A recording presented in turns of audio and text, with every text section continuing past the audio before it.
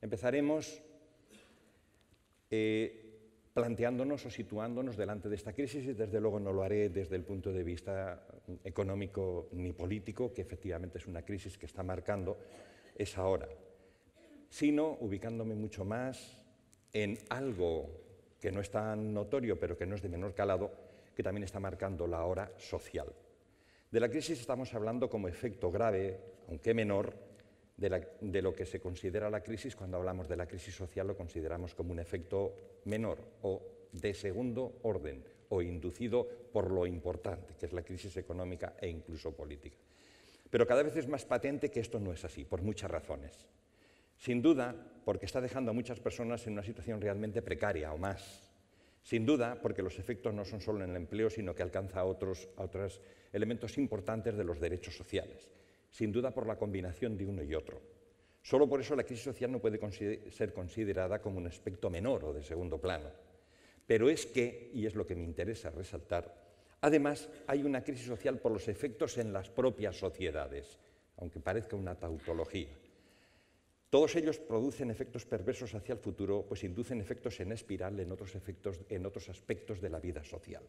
Cada vez parece más evidente que esta crisis está marcando la hora social en el mismo nivel y de mayor proyección que la económica y política.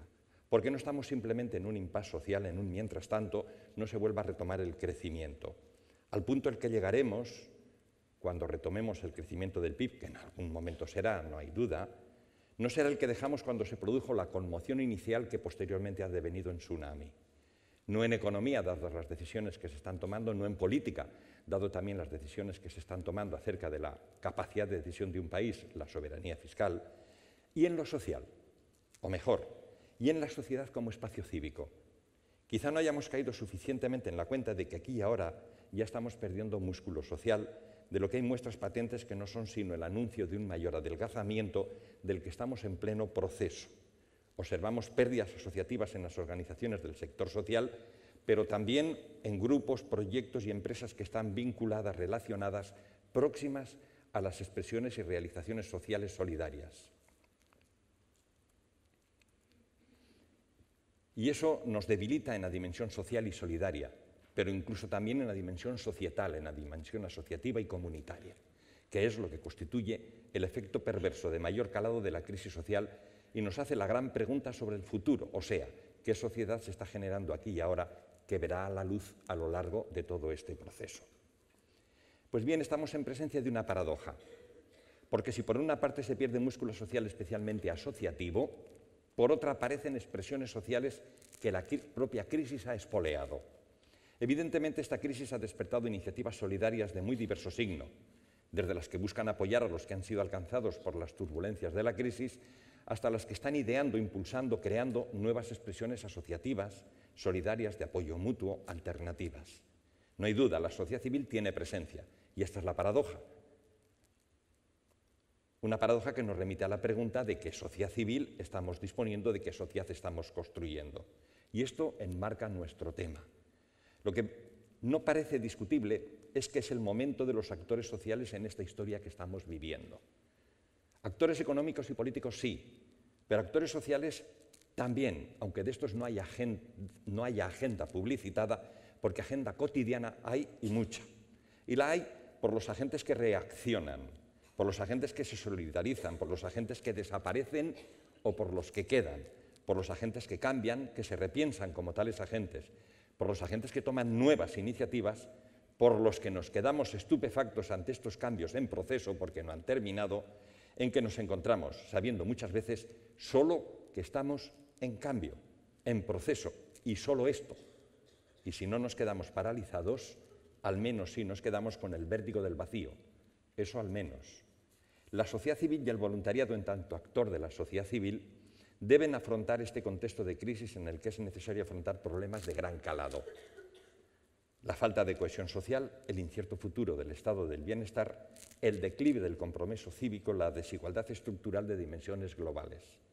Ante estos problemas muchas veces se ha presentado la sociedad civil y el voluntariado como un activo crítico que genera participación, compromiso y democracia, pero que la cohesión, la democracia, la vida cívica, el compromiso solidario queden reforzados no dependen solo de la riqueza asociativa a través de la que la sociedad civil se hace presente en la sociedad.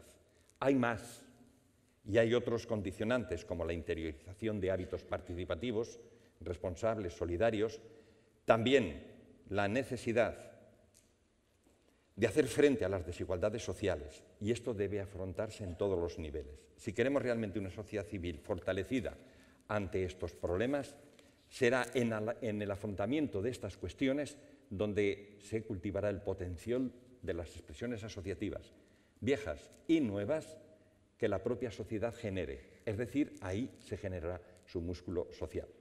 En este contexto, no es vano que el voluntariado se pregunte por todo ello y acierte a saber ser. ¿Será el voluntariado el que supla y en qué condiciones los déficits del Estado? ¿Quedará lo social fuera de su campo de acción ahora cada vez más ocupado por un nuevo actor privado, pero lucrativo? Los retos que el voluntariado y el sector social en general tenían planteados han ido adquiriendo un nuevo horizonte de incierto desenlace. La crisis está significando un punto de inflexión en este proceso de desarrollo, de consolidación, de conformación del sector social.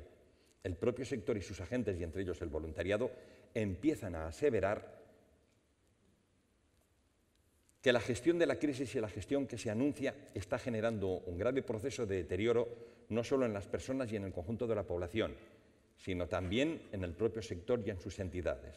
En una sociedad en la que no solo el Estado, sino también las propias entidades sociales están perdiendo músculo social.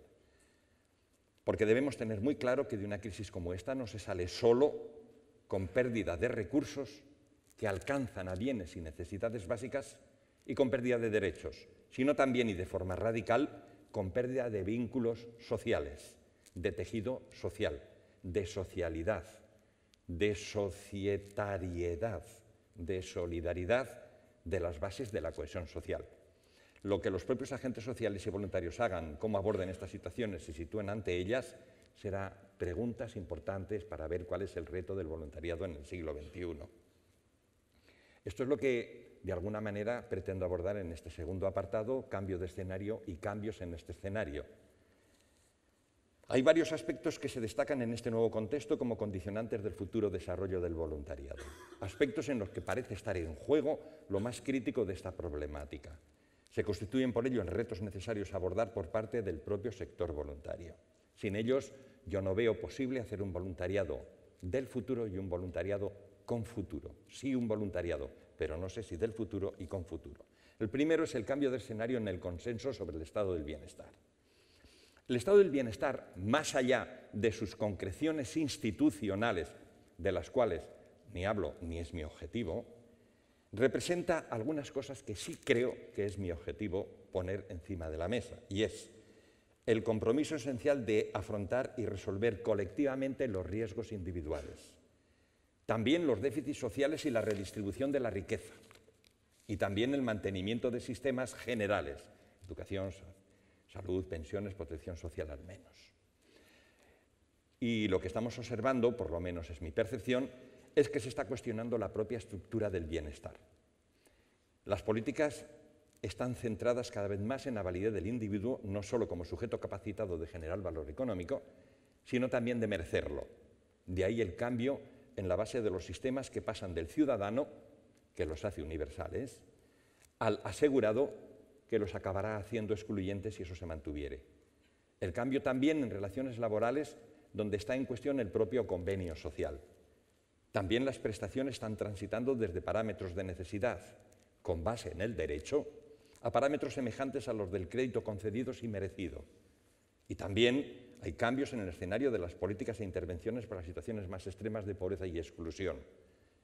Pero hay un aspecto que es de tipo sociocultural y moral que está afectando al consenso sobre el estado del bienestar, que de una manera muy sencilla simplemente enuncio.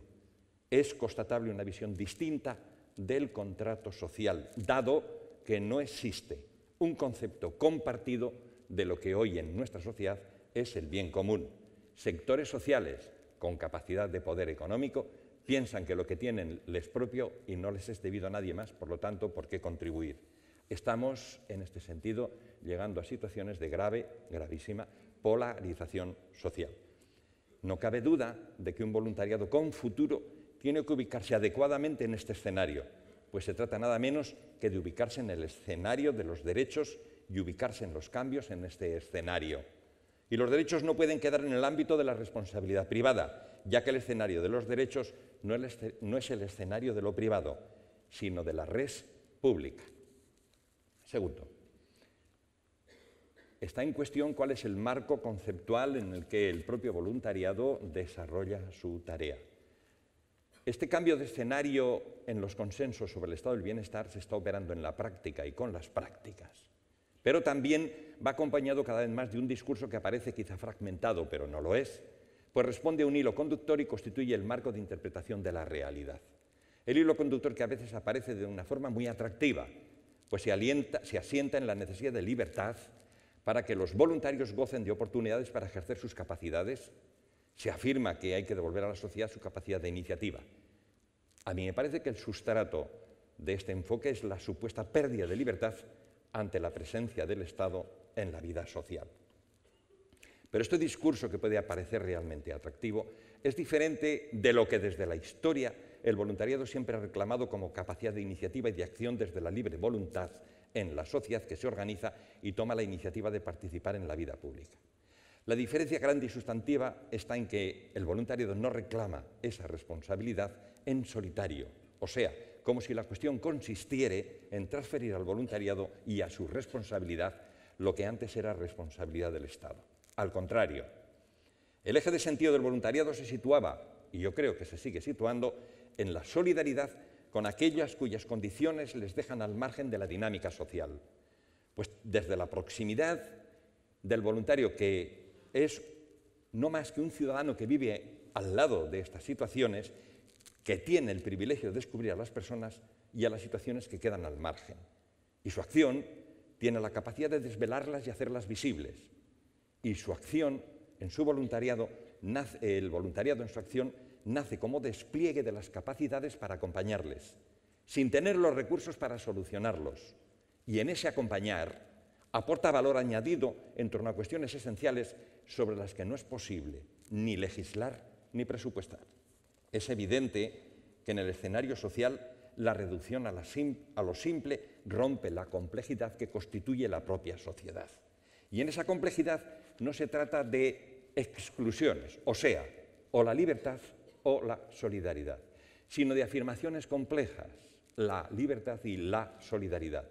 Por eso Amartya Sen, que en este contexto es imprescindible citar, aunque ustedes ya lo conocen, plantea que el desarrollo es libertad, pero al plantearlo, plantea que la justicia es componente de esa afirmación, pues sin ella no hay desarrollo porque tampoco habría libertad.